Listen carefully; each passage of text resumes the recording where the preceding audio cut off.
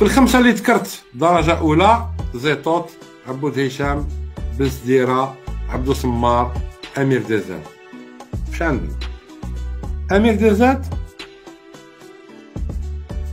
حثالة القوم، ما اوكان سونس، ما عنده فهمه، ما عنده قرايه. امير دزاد ما خرجش من منطقه سترينغ. زيطوط اسلاماوي، بغلاوي، حركي، خاين، تابع لتعليمات قطر، تركيا.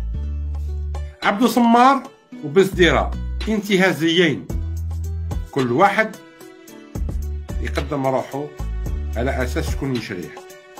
عبود هشام نفس الوضعيه. اللي من تحت هادوك كريم، نايت وسليمان، هادوك متعلقين في الفاكو، يحوسوا على بلاصه، يحوسوا على اون ريكونيسونس.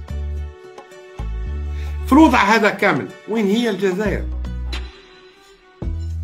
وين هي؟ هنا أنا هدرت على ناس الخارج، ناس الداخل ما نهضرش. ناس الداخل نسمي لكم انا رحماني محمد الياس ومسؤول على كلامي.